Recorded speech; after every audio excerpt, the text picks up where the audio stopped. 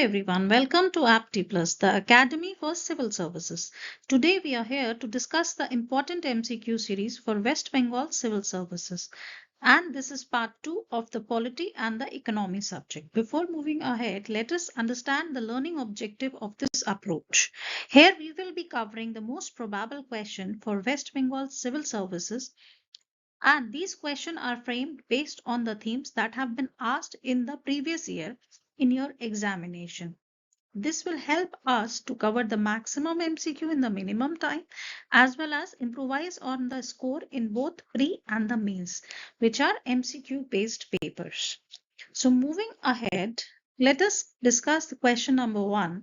The Indian Parliament consists of A. President, Lok Sabha, Rajya Sabha; B. President, Lok Sabha Cabinet; C. President, Rajya Sabha and the Council of Ministers; D. President, Lok Sabha and the Prime Minister. And the answer is A. President, Lok Sabha and Rajya Sabha. See, Indian Parliament consists of 3 parts.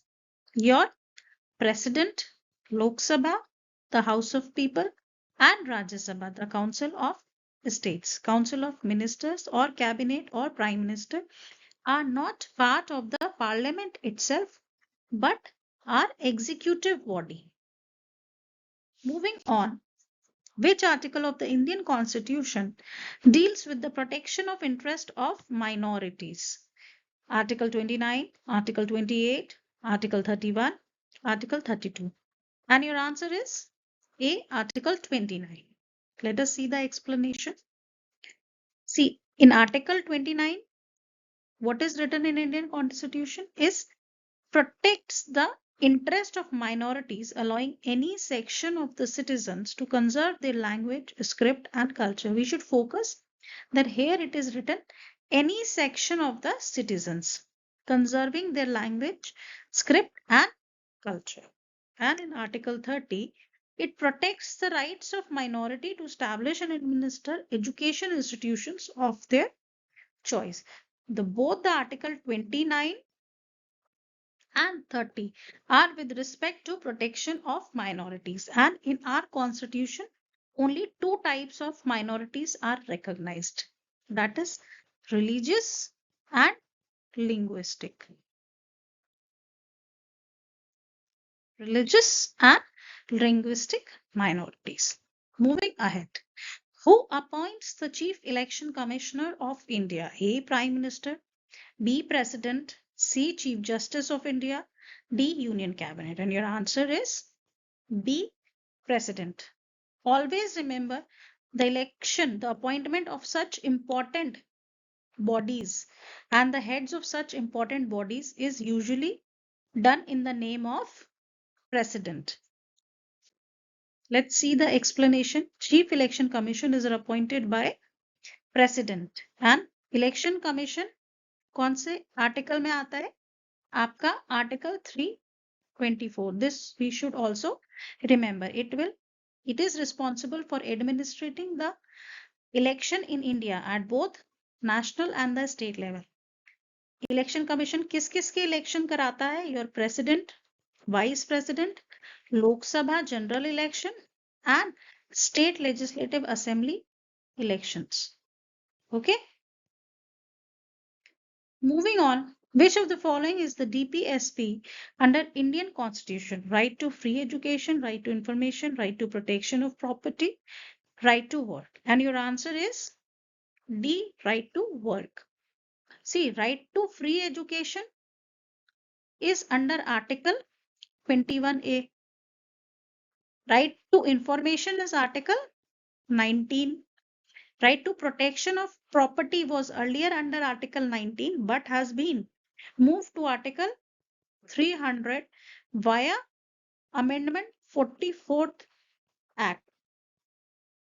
So only option left is right to work, and it is mentioned in your Article 41 of the Constitution that direct the state to provide right to work and ensure public assistance in case of unemployment, old age and other disabilities.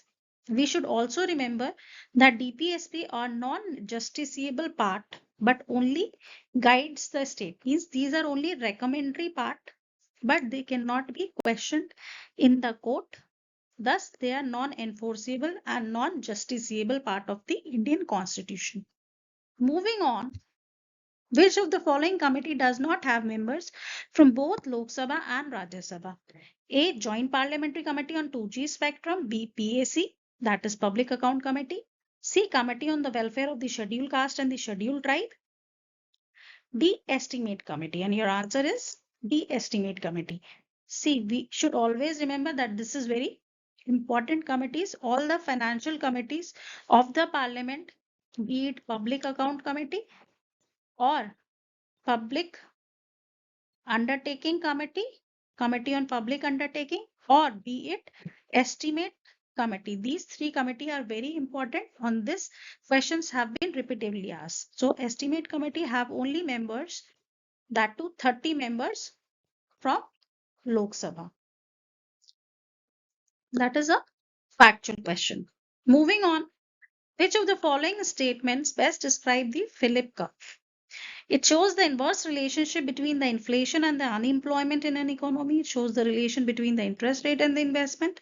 Explains the relation between inflation and GDP growth.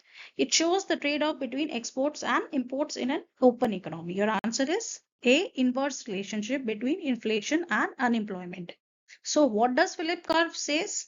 It says that जब भी inflation आपका बढ़ेगा, up to a point, your unemployment will reduce. Means thoda sa inflation is good for economy. Small amount of inflation generates employment, but after a certain point, higher inflation will lead to more unemployment. So it is a inverse relationship. Moving on.